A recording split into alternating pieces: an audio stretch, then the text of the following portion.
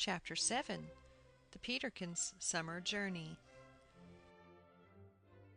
In fact, it was their last summer's journey, for it had been planned then, but there had been so many difficulties, it had been delayed. The first trouble had been about trunks. The family did not own a trunk suitable for traveling.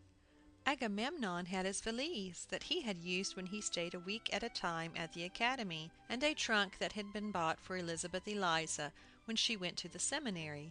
Solomon John and Mr. Peterkin each had his patent leather handbag.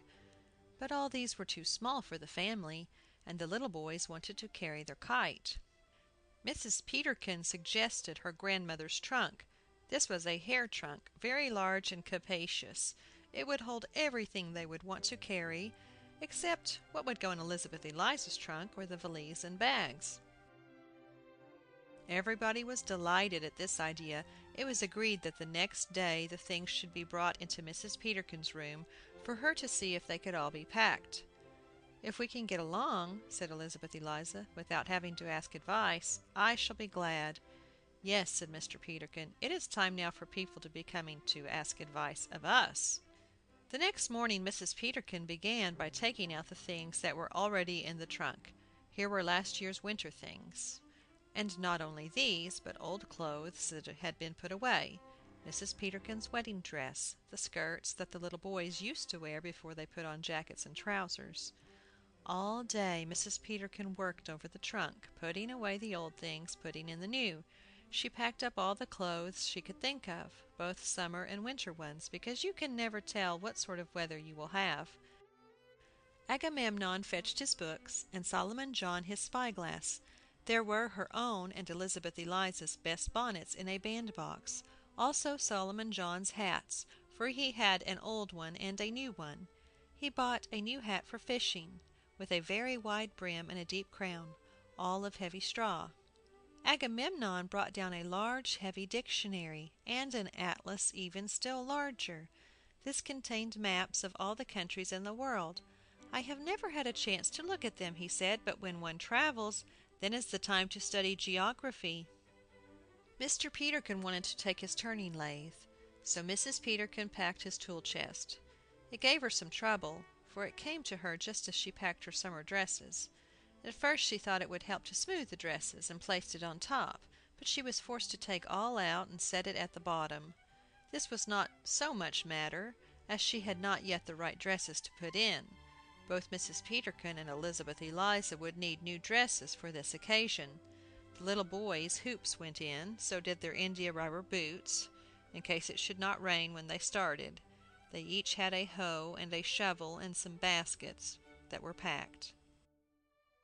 Mrs. Peterkin called in all the family on the evening of the second day, to see how she had succeeded. Everything was packed, even the little boy's kite lay smoothly on the top. "I like to see a thing so nicely done," said Mr. Peterkin. The next day was to cord up the trunk, and Mr. Peterkin tried to move it, but neither he, nor Agamemnon, nor Solomon John could lift it alone, or all together.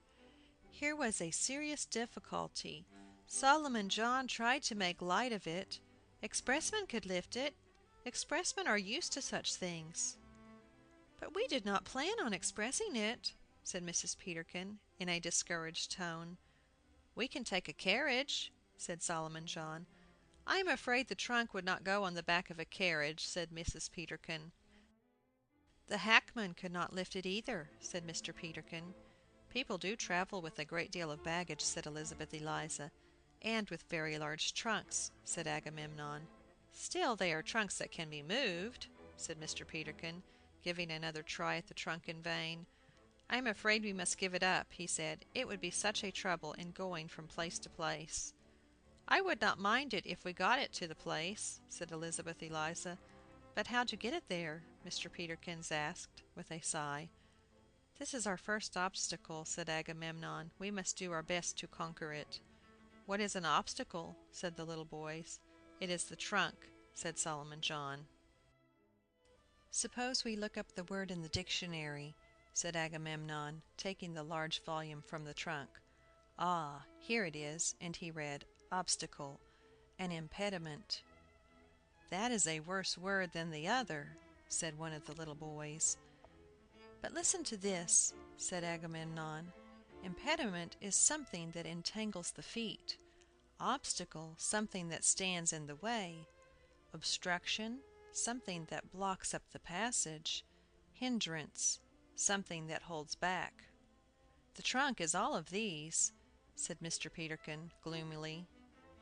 "It does not entangle the feet," said Solomon John, "for it can't move."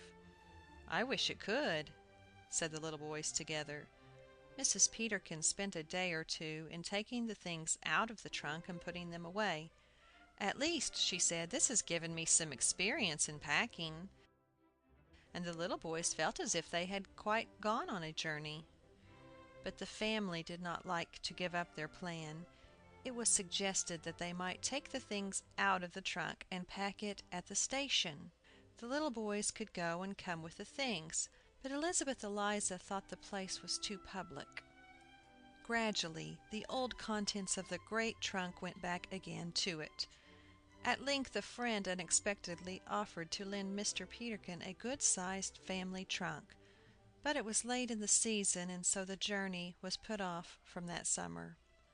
But now the trunk was sent round to the house, and a family consultation was held about packing it. Many things would have to be left at home. It was so much smaller than grandmother's hair trunk. But Agamemnon had been studying the atlas through the winter, and felt familiar with the more important places, so it would not be necessary to take it. Mr. Peterkin decided to leave his turning lathe at home and his tool chest. Again Mrs. Peterkin spent 2 days in accommodating the things, and with great care and discretion, and by borrowing 2 more leather bags, it could be accomplished. Everything of importance could be packed, except the little boy's kite. What should they do about that? The little boys proposed carrying it in their hands, but Solomon John and Elizabeth Eliza would not consent to this.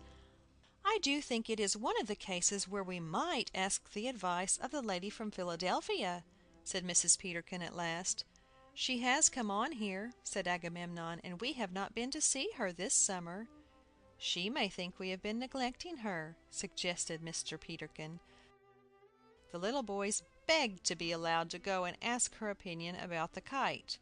They came back in high spirits. "She says we might leave this one at home, and make a new kite when we get there," they cried.